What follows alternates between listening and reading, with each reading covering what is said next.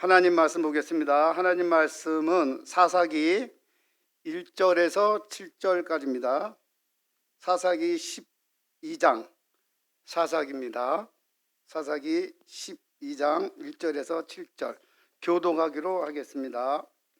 제가 먼저 교독하고요. 마지막 절은 함께 교독하겠습니다. 에브라임 사람들이 모여 북쪽으로 가서 입다에게 이르되 내가 암몬 자손과 싸우러 건너갈 때 어찌하여 우리를 불러 너와 함께 가게 하지 아니하였느냐?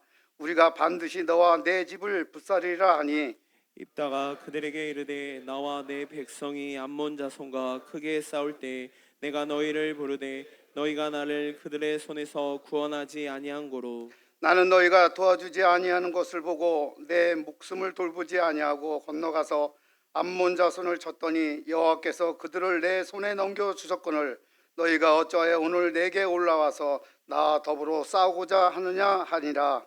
입다가 길르앗 사람을 다 모으고 에브라임과 싸웠으며 길르앗 사람들이 에브라임을 쳐서 무찔렀으니 이는 에브라임의 말이 너희 길르앗 사람은 본래 에브라임에서 도망한 자로서 에브라임과 므낫세 중에 있다 하였음이라. 길르앗 사람이 에브라임 사람보다 앞서 요단강 나루턱을 장악하고 에브라임 사람이 도망가는 자가 말하기를 청하건대 나를 건너가게 하라 하면 길르앗 사람이 그에게 묻기를 내가 에브라임 사람이냐 하여 그가 만일 아니라 하면 그에게 이르기를 시볼렛이라 발음하여 에브라임 사람이 그렇게 바로 말하지 못하고 시볼렛이라 발음하면 길르앗 사람이 곧 그를 잡아서 요단강 나루턱에서 죽였더라.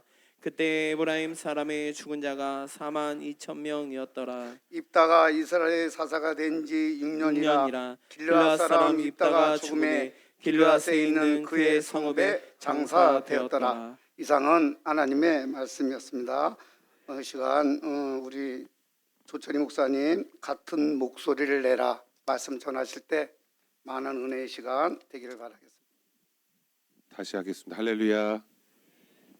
사실 저 마이크 불편했어요. 네, 게임할 때나 이렇게 뒤집어 썼던 마이크인데 사실 제가 그냥 손으로 들고 이렇게 하는 게 좀 더 편할 것 같습니다. 오늘 재직회 헌신 예배입니다, 여러분. 이제 2025년 이제 첫 오후 예배 또 우리 사랑하는 귀한 모든 성도들 대표해서 또 귀한 재직 헌신 예배로 드리고 있는데요. 우리 오늘 재직 헌신 예배에 참여하는 모든 우리 재직들 주님의 이름으로 축복합니다. 여러분 재직 헌신 예배다라고 하면 교회 안에 이 재직들, 그죠? 이 재직이라고 하는 분들이 자신에게 맡겨진 사명을 다시 한번 돌아보고 또 하나님 앞에 헌신과 이 충성을 새롭게 다짐하는 아주 특별하고 중요한 예배입니다. 그냥 여느 헌신 예배와는 좀 달라요. 우리 재직이라고 하는 이런 중요한 사명을 여러분들 각자 가지고 계시다는 겁니다. 물론 장로, 안수집사, 권사라고 하는 직분이 있지만 그것과는 다르게 교회에서 전체적으로 부여한 재직이라는 직분을 여러분 가지고 계시다는 거. 그래서 오늘 이 교회 안에서 섬김과 봉사의 중요한 사명을 맡은 자로서 우리 여러분들이 함께 속한 이 우리 세관교회 올바른 역할을 잘 감당하시는 정말로 뒷받침하는 자리가 이 재직이라는 것 여러분 한번 먼저 말씀드리고 오늘 이 말씀을 통해서 오늘 본문을 통해서 우리 각 재직들에게 또 저와 여러분들에게 주시는 하나님의 은혜가 무엇인지를 상고해 보려고 합니다. 여러분 본문에는 이스라엘 이 사사 입다라고 하는 사람이 등장하고요. 이 사사 입다가 암몬이라고 하는 큰 암몬과 전쟁을 벌였어. 아주 큰 싸움을 벌였는데 그 싸움에서 승리하고 돌아왔을 때 일어난 일들입니다. 입다는 누구인가? 여러분들 사사 13명 이름 쭉 외우시겠지만 사사기 11장 1절에 보면 이 입다가 누구인지를 잘 설명하고 있습니다. 본문을 보면 길르앗 사람 입다는 큰 용사였으니 기생이 길르앗에게서 낳은 아들이었다라고 기록하고 있거든요. 자, 이것을 가만히 살펴보면 이제 길르앗 사람 길르앗 사람은 사람의 이름이기도 하지만 어떤 그 지파, 어떤 가족 구성원 뭐 이렇게 표현할 수도 있겠습니다. 근데 그 안에 입다라는 사람이 있는데 그 입다가 큰 용사였다라고 표현하고 있고, 중요한 것은 기생이 길르앗에게서 나왔다라고 하는 이 설명 구절이 들어가 있죠. 그러니까 길르앗이라고 하는 어떤 사람이 자신의 정실 부인이 아닌, 본처가 아닌 기생에게서 얻은 자식이다. 누가요? 입다가.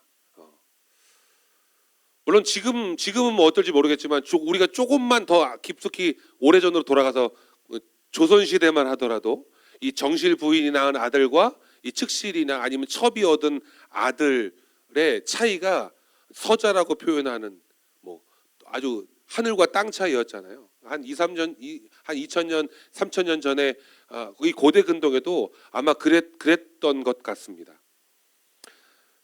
근데 이 길르앗 사람 입다를 큰 용사다라고 표현하고 있는 것으로 보아서 이 입다의 외모가 다른 여느 사람들보다 좀 출중하지 않았을까, 저는 그렇게 한번 추측해 봅니다. 당시의 평균 신장이 비록 크진 않았을 것 같아요. 뭐 서양이지만 근데 용사다라고 이 표현을 들을 만한 사람은 기골이 좀 신장이 크고 덩치가 좋고 뭐 그런 사람이지 않을까. 여호수아 17장 1절에 보면 므낫세의 장자 마길은 이 길르앗의 아버지였다라고 되어 있는데요. 그가 또한 용사였다는 거예요. 할아버지가 용사. 그러니까 용사 가문 출신에. 그러니까 뭔가 대대로 유전적으로 흐르는 이 용사의 기운이 있는 것 같습니다. 성경에 용사라는 말을 몇 군데 사용하고 있는데 이제 창세기 10장에도 보고 7장에도 보고 그러면 바로 이 하나님의 사람들이 사람의 딸들과 혼례 결혼하여 이 아들을 낳았는데 네피림이 있었는데 그가 당대 용사더라 하는 이 용사라는 단어가 등장하고 이처럼 이 용사라는 단어는 좀 더 강하고 좀 전투적이고 이런 사람들을 표현하는 것 같아요. 학자들은 이 입다에 대해서 여러 가지 견해들을 가지고 있습니다. 그 중에 첫 번째는 입다가 그의 삶에 부모에게 인정받지 못하고 또 형제들에게 인정받지 못하니까 집을 나왔어요. 집을 나와서 뭐라고 성경은 말하냐? 잡류들과 어울렸다. 예나 지금이나 똑같아요. 집 나가면 그게 안 좋은 부류의 사람들과 어울리기 마련인 것 같아요.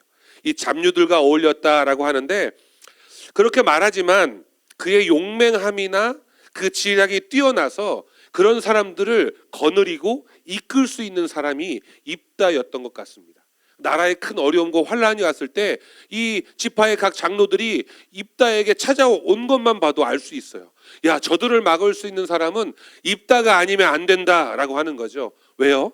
입다가 용사였다는 거죠.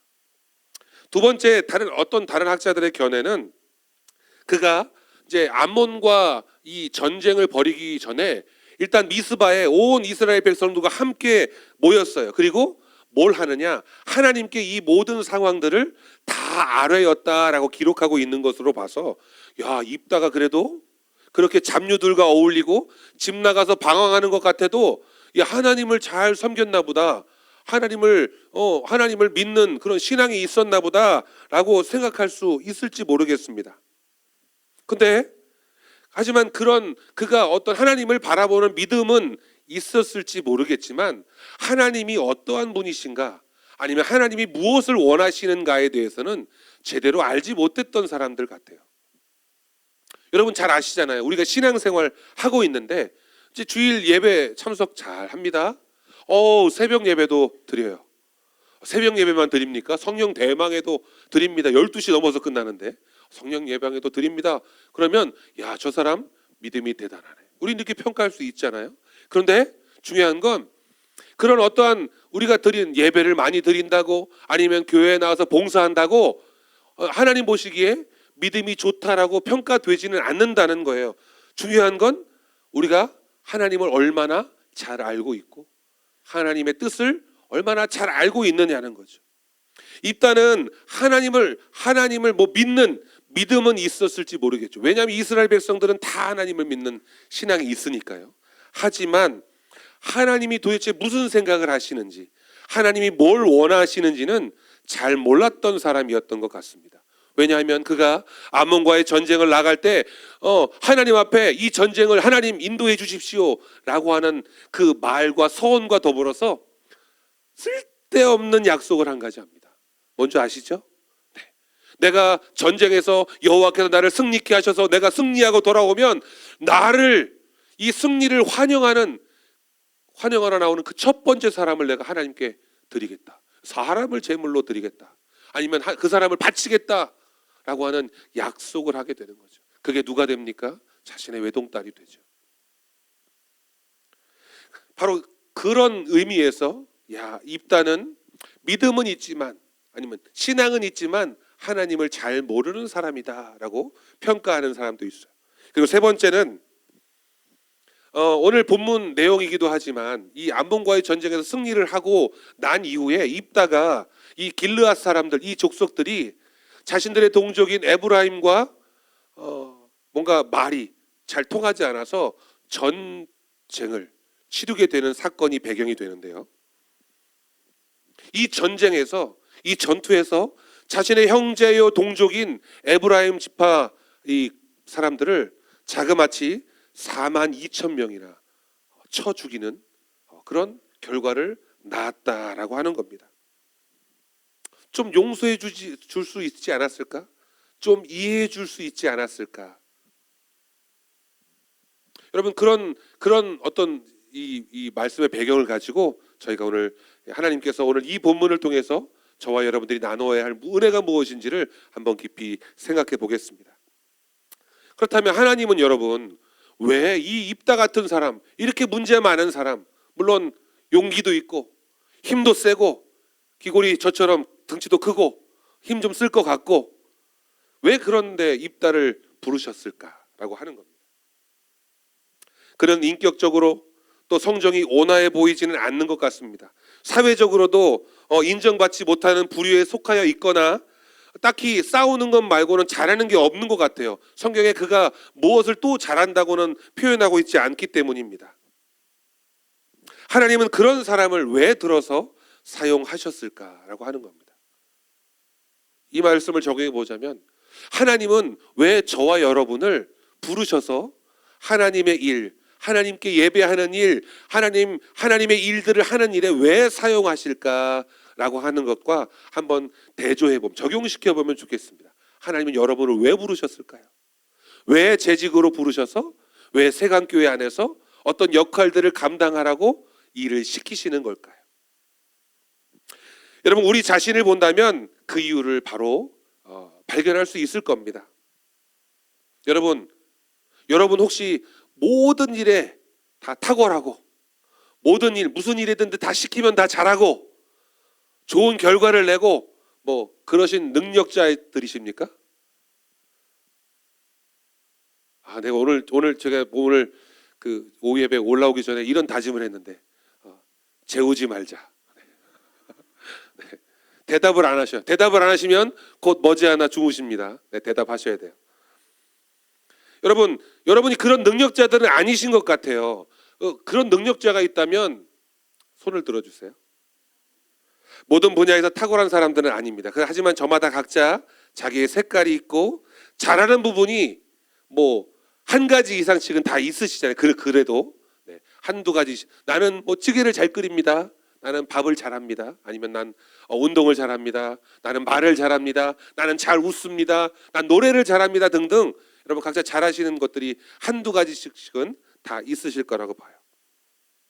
바로 이러한 것들, 하나님은 이러한 사람들을 부르셔서 이렇게 물론 모든 것을 잘하지는 못하지만 각자의 영향력 아래서 잘하는 특기와 장기를 가지고 있는 사람들에게 특별한 역할을 맡겨주시고 그 안에서 놀라운 이 시너지 효과를 얻어내기를 원하시는 것 같습니다. 여러분, 교회라는 게 그런 곳이에요. 모든 것을 잘하는 사람이 있으면 그 사람한테 다 시키고 나는 그냥 팔짱 끼고 가만히 있으면 되겠죠.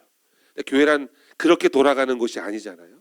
각자 어떤 일을 잘하는 사람은 그 일에서, 또 저 일을 잘하는 사람은 저 일에서 하나님의 시키시는 일들, 하나님께서 부르신 그 소명에 합당한 일들을 하는 거죠.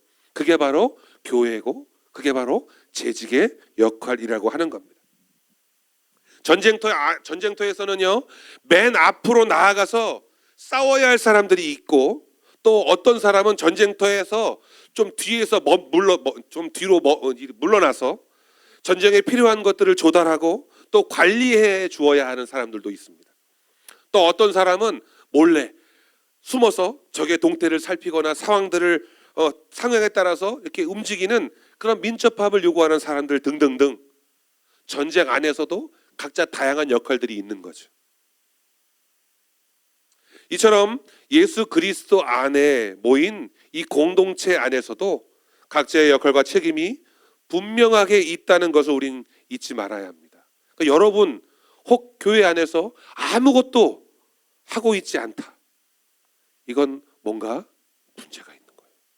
왜냐하면 우리 이 공동체 안에서 각자에게 예비하신 하나님의 계획이 분명히 있다는 거예요. 근데 내가 교회에 와서 그냥 먹튀죠, 먹튀.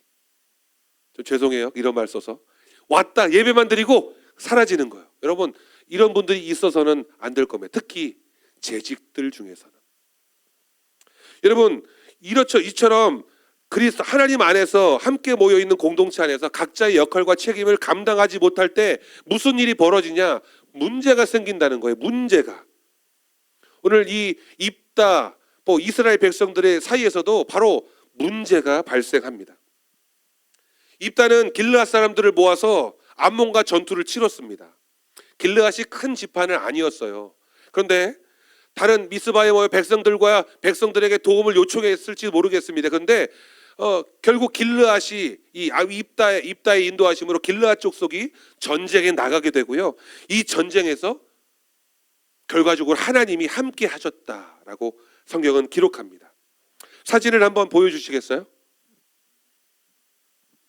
네, 사진을 보면요, 이스라엘 이 암몬 족속이 이 길르앗 지역에 들어와서 이스라엘 백성들에게 권역을 치르게 하는 바로 그런 상황인데, 그때 이 입다가 길르앗 족속들을 데리고 가서 이 암몬 족속을 쳤는데, 저 민닛이라고 하는 곳에서부터 저 아로엘이라고 하는 곳에 이르기까지 그곳에 쭉 걸쳐 있는 경계선에 있는 암몬 족속의 성을 다 빼앗도록 하셨어요.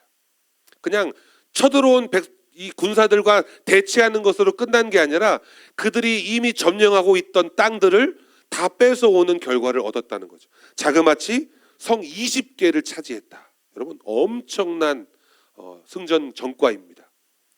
네, 여러분, 그러니까 전쟁에서 승리했을 뿐만 아니라 암몬 족속을 쫓아냈고 또 수많은 전리품을 얻었죠. 놀랍도록 하나님이 주시는 은혜입니다. 이 갓지파에 속한 이 길르앗 족속 사람들만의 힘으로는 결코 얻어낼 수 없는 결과, 하나님이 함께 하신 일입니다. 우리 재직들의 어떤 사역 가운데 하나님이 이와 같이 함께 하신다면 여러분, 우리는 결코 두려워할 일이 없습니다.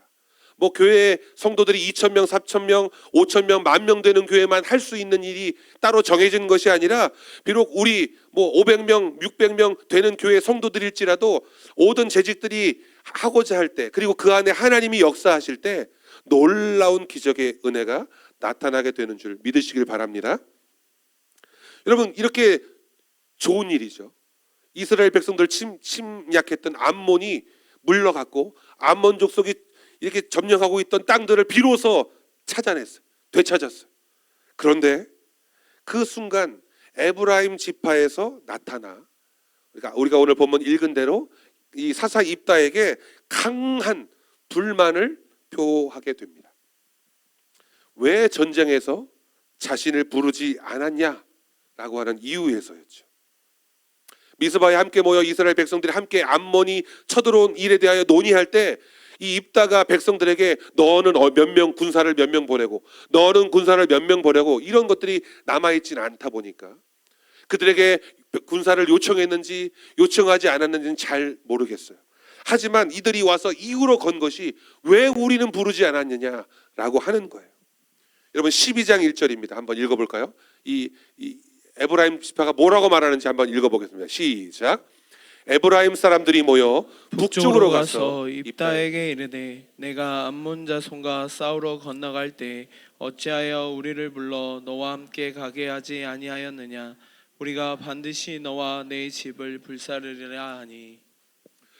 네, 이 부른 것과 부르지 않은 것 물론 서로 각자 입장은 다르겠지만, 네, 제가 그 시대에 살아보지 않아서 잘 모르겠어요.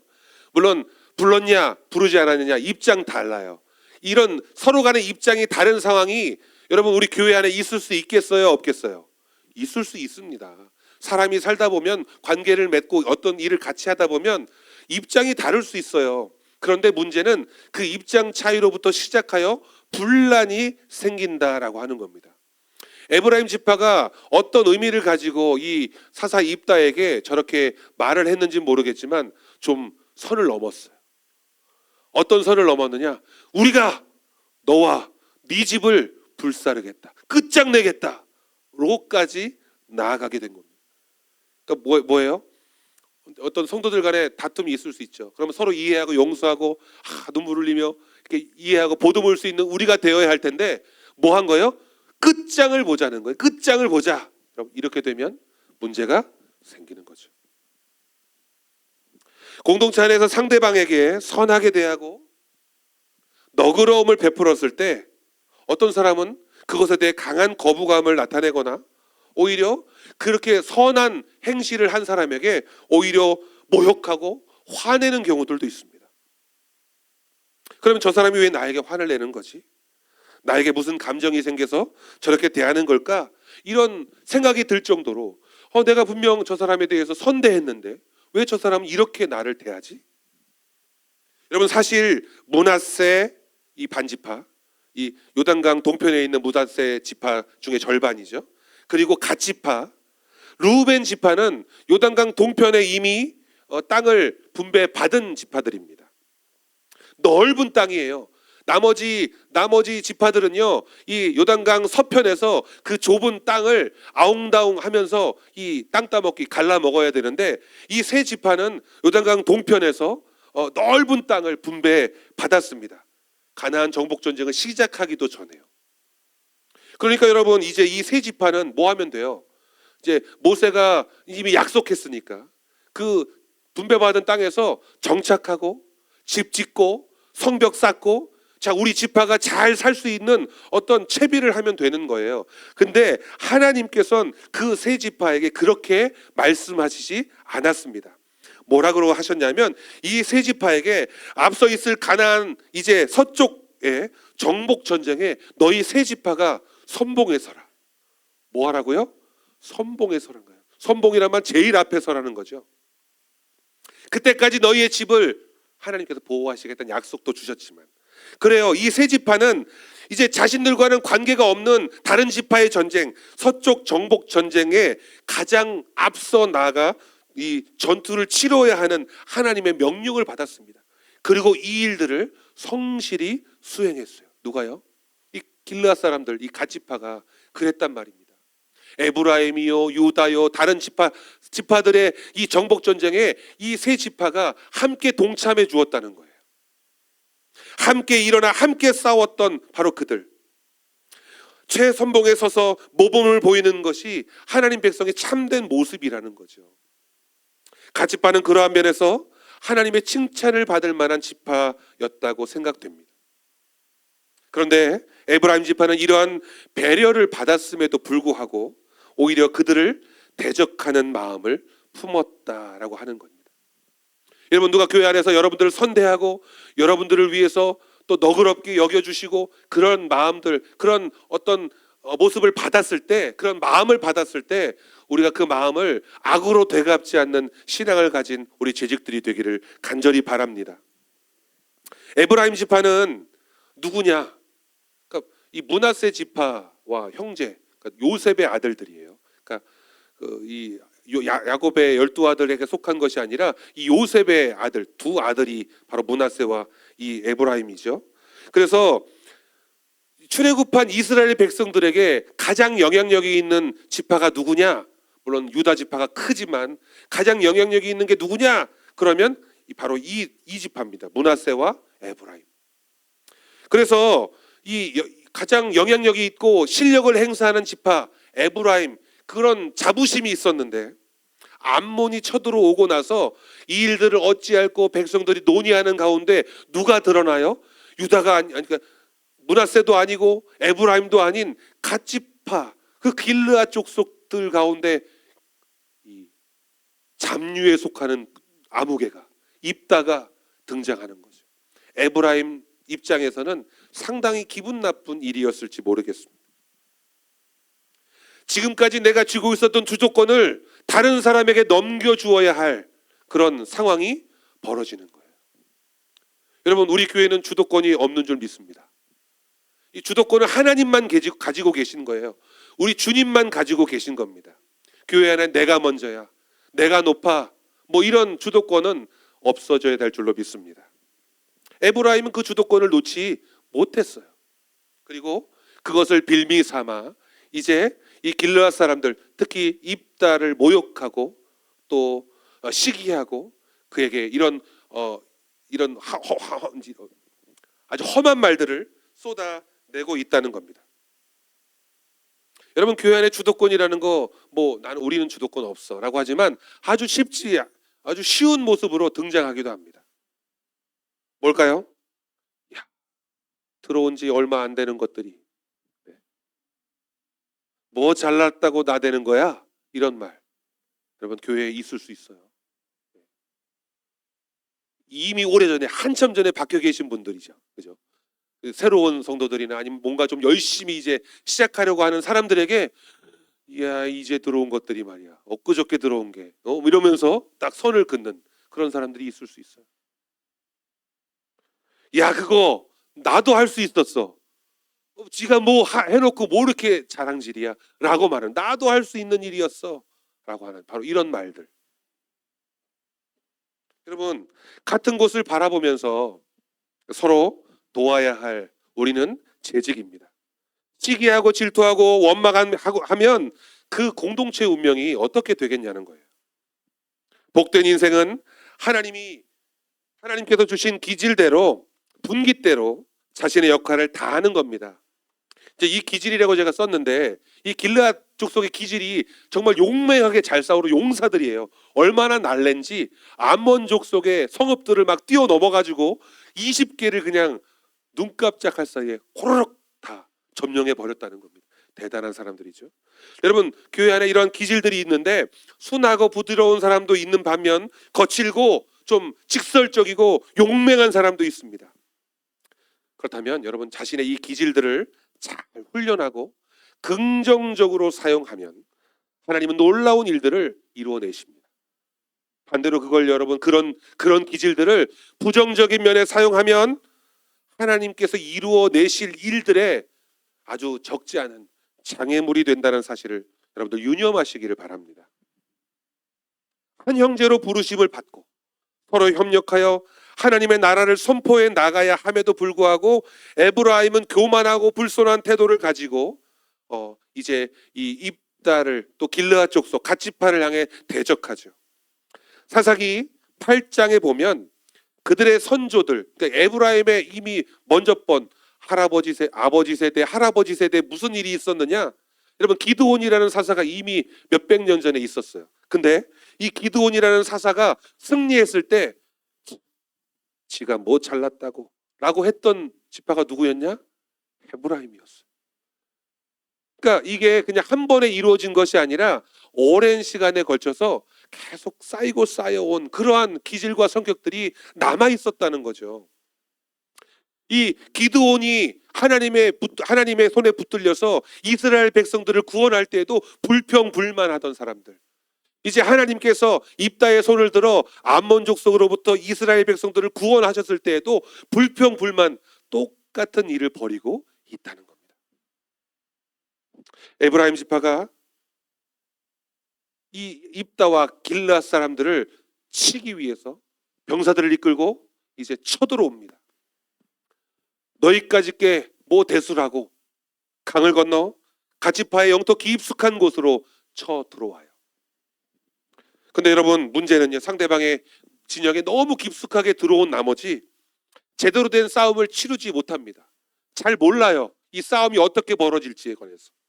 그래서 제대로 싸워보지도 못하고 뒤돌아 도망치는 그 수만 명의 병사들이 도망치는 일이 벌어집니다. 근데 이 전쟁의 승기를 잡은 이 길르앗 병사들이 이미 퇴로를 차단하고 그들이 요단강을 건너왔는데 그 요단강에서 배를 타고 다시 건너가야 할 나루터를 이미 다 점령한 상태로 다 쥐고 있는 거예요.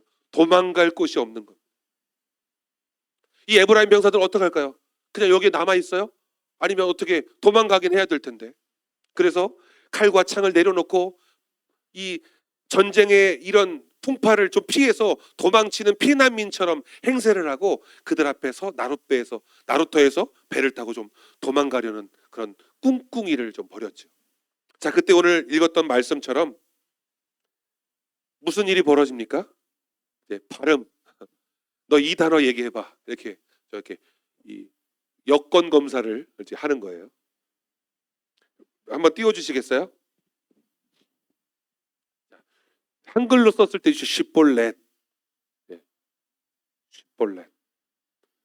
근데 여러분 이제 이런 설교들이 좀 많은데, 이 십볼렛에 관한 내용들을 가지고 설교하시는 분들이 많은데, 십볼렛이냐 십볼렛이냐 이 두 가지를 가지고 구별한다는 거예요. 저희는 유대인이 아니라서 다 발음하실 수 있죠. 하나, 둘, 셋.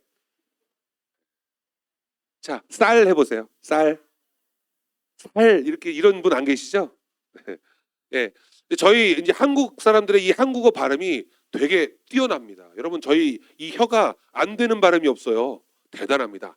이 아프리카 말도 다 되고, 저기 유럽에 있는 말도 다 되고, 러시아 말도 되고, 뭐 이 우리의 혀가 안 되는 곳이 없어요. 세종대왕님께서 정말 이 한글로 모든 글자를 다 통용할 수 있게 만들어 주셨다는 거예요.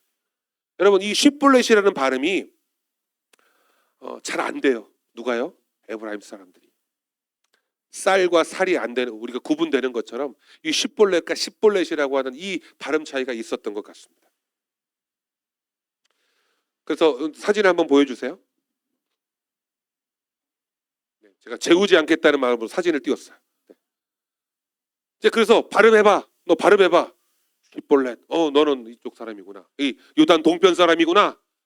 발음해봐. 십볼렛. 이 잡아 끌고 가는 거죠. 네. 목을 치는 거예요. 나루터에서 무기도 다 내려놓고 이제 변장을 한 상태니까 그냥 끌려가 죽임을 당하는 거예요. 그러니까 몇 명이 죽어요, 여러분? 42,000명이. 그냥 뭐 이렇게 여자들까지 함께 속한 게 아니에요, 여러분. 전쟁터에 나가면 장정만 42,000명이 한꺼번에 저 나루터에서 죽임을 당했다는 겁니다. 발음 하나가 이런 참담한 결과를 낳게 됩니다. 우리나라도 지방 사투리가 존재해요. 그러니까 이 지방 사투리가 뭐 저쪽 경상도 사투리냐 전라도 사투리냐에 따라서 사회에 어떤 영향을 미치는 건 아닙니다. 그런데 그럼에 따라서 약간 그건 있어요. 경상도 사람들은 경상도에 대한 자부심, 전라도 사람들은 전라도에 대한 자부심, 또 우리 충청도 사람들은 충청도에 사는 그러니까 이게 이런 자부심이 다 있어요. 근데 서로 각자 다르다는 것을 여러분 부각시키면 분란이 되는 거예요. 그래서 어떻습니까? 우리나라 이제 같은 동족이고 형제고 이런 관계가 어떻게 이렇게 무참하게 사람을 죽일 수 있냐는 거예요. 왜 그들은 같은 목소리를, 물론 발음이지만 같은 목소리를 내지 못했을까? 우리나라 역사에 보면 신라 그 백제부터 쭉 내려옵니다. 이게 어디까지 내려오는 거예요, 여러분? 전라도와 경상도가 되는 거죠. 네. 그러니까 에브라임과 길르앗은 이런 지역적인 차이가 아니에요. 에브라임과 길르앗은요, 야곱의 한 형제입니다. 하나 되지 못하고 서로 다른 목소리를 냈을 때 한 형제였던 그 관계가 이런 큰 비극으로 나타나게 되는 겁니다. 우리 사랑하는 우리 교회의 재직들은 서로가 하나 된 목소리를 내며 시기와 원망이 아닌 칭찬과 격려로 서로 높여주고 또 아름다운 관계가 되시기를 간절히 축원합니다. 하나님은 왜 공동체 안에서 이제 갈등이 발생했잖아요. 하나님 백성 가운데 갈등이 생겼어요. 이 갈등하며 싸우는 일을 왜 하나님 막지 않으셨을까라는 의문이 좀 들었습니다. 시편 78편에 에브라임은 무기를 갖추고 활을 잘 다루는 지파다라고 하는 그런 이야기들이 나갔습니다. 우리 한번 시편 78편 9절을 한번 읽어볼까요? 시작. 에브라임 자손은 무기를 갖추며 활을 가졌으나 전쟁의 날에 물러갔도다. 10절이요. 그들이 하나님의 언약을 지키지 아니하고 그의 율법 준행을 거절하며 11절이요. 여호와께서 행하신 것과 그들에게 보이시 그의 기이한 일을 잊었도다. 네. 여러분, 에브라임이라고 하는 지파가 이처럼 뛰어난 지파였음에도 불구하고 왜 그들의 전쟁이 물러갔느냐? 왜냐하면 이 에브라임이 하나님의 언약을 지키지 않고 율법 준행을 거절했을 뿐만 아니라 하나님께서 그 백성들에게 행하신 일들을 잊어버렸기 때문이다라고 설명해 주고 있어요. 여러분, 이는 에브라임 지파 단 한 지파만의 문제는 아니었다는 겁니다. 에브라임뿐만 그냥 겉으로 드러나서 문제가 툭 드러난 건 에브라임 지파였지만 에브라임 지파 외에도 수많은 지파들 안에 동일한 문제가 발생했어요. 왜요? 이 사사시대가 다 그랬다는 겁니다. 철저하게 자신의 이익을 위해 움직이는 집단이 되어버렸어요. 누가요? 각 지파들이요. 사사시대 각 지파들이 우리 지파만 잘 먹고 잘 살면 돼. 여러분, 자신의 이익 집단을 위해서 움직이는 그런 관계가 되어버렸다는 겁니다. 같은 동족이요 형제인 길르앗 지파를 뭐라고 부르냐면 그냥 속된 말로 속담으로 야 도망자들 이 노예 이렇게까지 표현했던 사람들이 에브라임이 길르앗 사람들을 그렇게 불렀대요. 세속화된 에브라임 지파는 하나님의 기준이 아니라 자신의 기준으로 삶을 살았고 자신의 이익이나 우월함을 드러내기 위해 사는 사람이 되고 말았습니다. 여러분, 이스라엘의 유다 지파와 더불어서 가장 강력한 힘을 가진 지파로서 서 있었던 이 에브라임 지파. 근데 여러분, 이 에브라임 지파가 이쪽 예루살렘 쪽으로 이제 이 터를 잡고 있는 요단강 이제 갈릴리 이 서쪽에 터를 잡고 있는 지파인데 그 지파가 이 입다와의 전쟁을 통해서 몇 명이 죽었다고요? 42,000명이 죽었어요. 자, 근데 이게 그냥 42,000명이 죽은 걸로 끝날 일이 아니라는 겁니다. 원래 유다와 이 에브라임 지파가 누군가를 막고 그 세력이 하나님의 나라로부터 들어오는 것을 이렇게 저항하고 있었어요. 누구냐면 그 밑에 블레셋이 있었다는 거예요.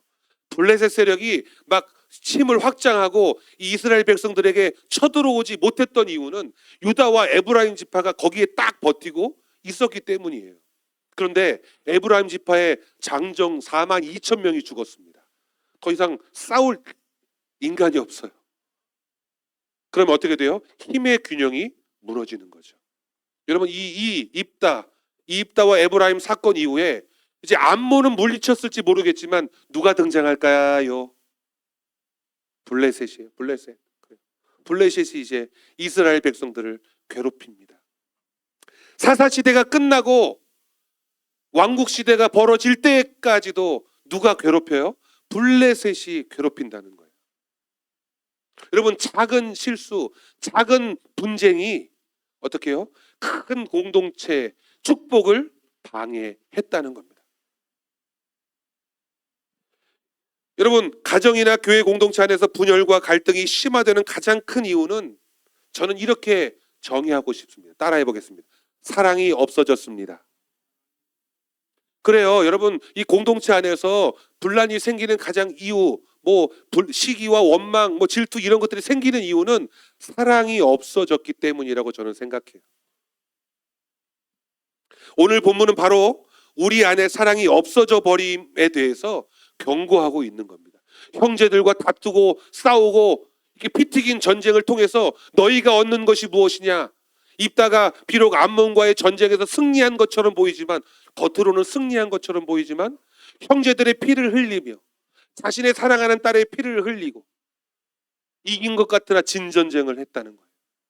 그리고 이스라엘 역사에 정말 뼈아픈, 이제 블레셋이 이스라엘을 갖고 놉니다. 이스라엘이 추수할 때가 되면 블레셋이 쳐들어 올라와서 모든 곡식들을 다 뺏어가고 가난과 궁핍에 시달려야 했던 이스라엘 백성들의 삶이 시작되는 거예요. 입다와 에브라임의 슬픔은 우리 신앙에서도 동일하게 일어날 수 있다는 거 여러분들 기억하시기 바랍니다. 그 죄악으로 가득 찼던 사사시대에 처음으로 이스라엘 백성 사이에 벌어진 동족상잔의 비극입니다. 애굽에서 강제 노역하며 고통받던 자신들을 자유케 하신 하나님, 여호와 하나님을 잊은 결과, 여러분 결과예요. 그러니까 에브라임이 잘못한 게 아니라 그냥 아까 시편 78편에서 마찬가지지만 하나님을 잊고 하나님이 우리에게 은혜를 베풀어 주셨던 그 하나님을 잊고 하나님 말씀대로 살지 않으니까 벌어지는 일들이라는 겁니다. 가정 안에서 가족 구성원들이 서로 사랑하지 못한다면 그 가정은 여러분 분란이 생기겠죠. 부모의 신앙이 어느덧 자녀에게 잘 전수되지 못한다면 그 가문에 문제가 생기겠죠. 교회 내에서 갈등이 많아서 세상과 크게 다르지 않다는 여러분 부끄러움을 당할 수도 있습니다. 여러분 우리 기독교인들이요 한다면 하는 사람들입니다. 왜요? 신앙이 있으니까, 믿음이 있으니까요. 싸움도 잘합니다. 사실 부끄럽지만 여러분 우리 목사님 되기 전에 이제 신대원 이런 데서 이제 배우는 우리 신학생들 있잖아요. 데모 기가 막히게 잘합니다. 네? 왜냐하면 진리를 위해선 물불을 안 가리니까. 네. 그런 면에서 뭐 칭찬 받을 수도 있겠지만 우리 그리스도인들이 잘 싸워요. 교회 내 갈등과 어떤 이런 다툼들이 세상 보기에 부끄러움 바 되지 않도록 우리 재직들이 각별히 신경 쓰고 또 이와 같을 수 있다는 사실에 주의하면서 살아나갈 수 있기를 간절히 축원합니다. 여러분 동족 에브라임을 죽인 입다 그가 어떻게 됐을까요? 오늘 마지막 절에 7절에 보니까 입다의 마지막이 어떻게 돼 있냐면 그냥 그가 죽었대요. 뭐 큰 업적을 남겼냐 뭐 그런 것도 아니야. 그냥 그가 죽었어요. 6년 만에. 여러분 사사기의 다른 사사들은요 작게는 10년, 15년, 20년, 40년 이렇게 이스라엘을 통치하고 다스렸어요. 근데 입다는 얼마요? 6년. 물론 6년이 작은 날짜는 아니지만 6년 짧게 그의 인생을 정의합니다. 그냥 죽어서 자신의 성읍에 장사되었다. 이게 입다의 평가였어요. 뒤를 이어 사사들이 계속 등장합니다. 수십 년을 통치한 사사들이 아니기 때문에 이 사사들을 무슨 사사라 부르냐? 소사사 이렇게 불러요. 입다의 뒤를 이어 비슷한 이름의 입산, 엘론, 압돈 이런 사사들이 등장하거든요. 근데 이 사사들도 그 순간 하나님의 뜻에 의해서 부르심을 받고 쓰임 받긴 했지만 그들의 뒤도 마찬가지예요. 불과 몇 년 만에 죽어 장사되었더라. 여러분 이렇게 기록하고 끝. 간략하게 소사사들의 기록을 남긴 것으로 마무리되고 있어요. 그러다가 결국 마지막 사사인 삼손에 이르러서는 여러분 이스라엘이 사사의 치리를 받지도 못해. 삼손이 사사임에도 불구하고 사사의 도움을 받지도 못한 상태. 그냥 블레셋의 속국으로 블레셋이 언제 쳐들어올까 두려워하면서 그냥 숨어서 타작하고 숨어서 추수하는 그런 꼴을 이스라엘 백성들이 겪고 있었다는 말이야. 마지막 사사 때에는요. 오랜 굴복, 이런 굴복으로 말미암아 고난과 약탈로 인한 피멍, 그게 이스라엘 백성들의 삶이에요. 분란과 다툼과 원망과 시기, 싸움의 결과가 이렇다. 성경은 분명히 저와 여러분들에게 말씀해 주고 있습니다. 그러니까 재직 헌신 예배 때 밖에 할 수 없는 얘기예요. 잘 들으십시오. 여러분 저는 우리 재직들이요 같은 마음을 품고 같은 말을 하고 같은 곳을 바라보기를 바랍니다. 그래서 담임 목사님이 꿈꾸시고 계획하신 어떤 비전과 사역 계획들이 있을 거잖아요. 우리 재직들이 그것에 마음을 맞추고 다른 말이 아니라 십볼렛이 아니라 같은 말을 하고 같은 곳을 바라보는 그런 신앙을 가진 재직들이 되기를 간절히 소망합니다. 하나님의 형상이라고 제가 오늘 본문에 써놨거든요. 여기다가 써놨는데 저는 설교 본문을 전에 작성했으니까 목사님 설교를 컨닝한 게 아닙니다. 하나님의 형상을 닮은 우리가 왜 하나님의 형상을 닮았다라고 하는 것, 바로 그것은 하나님은 뭐라고, 하나님은 무수히 많은 수식어가 있으시지만 그 중에 가장 큰 거 뭐죠? 하나님은 그래요, 사랑이시라. 하나님은 사랑이시라. 우리 하나님은 사랑의 그냥 완전체이십니다. 그냥 사랑 자체가 하나님이시라는 거예요. 그런 하나님의 형상을 닮은 우리에게 뭐가 가장 많아야 할까요?